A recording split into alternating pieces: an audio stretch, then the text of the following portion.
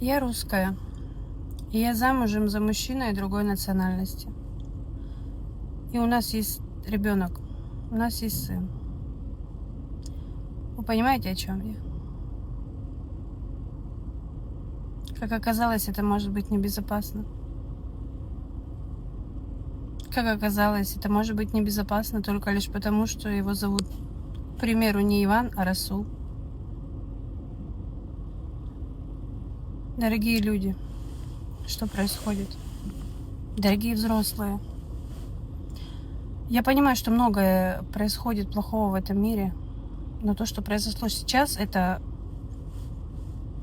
нам показали всю картину от начала до конца. Нам просто показали все. Больше уже добавить там нечего. А ребенок убил ребенка. Где? В школе.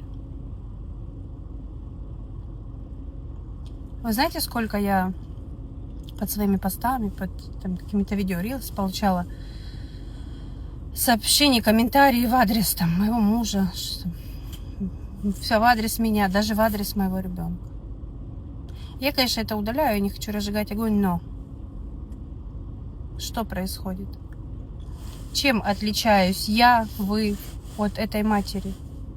Чем отличаются наши дети от маленького мальчика? Ему 10 лет. Как мы пришли к этому? В моем даже окружении я слышала неоднократно такие слова, как черножопый там. В смысле черножопый? Ну ты беложопый. Да у кого какая разница, у кого какая жопа, простите меня. Мы все одинаковы, мы все люди.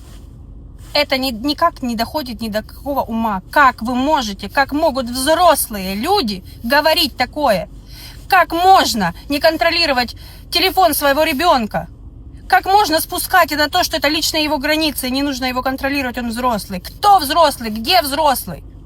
У нас взрослые, половина неадекватно живут среди нас.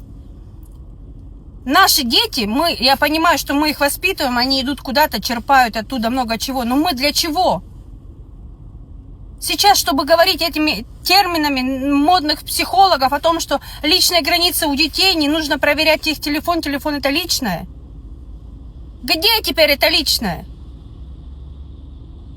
Что вообще, как мы пришли к этому? Скажите, пожалуйста.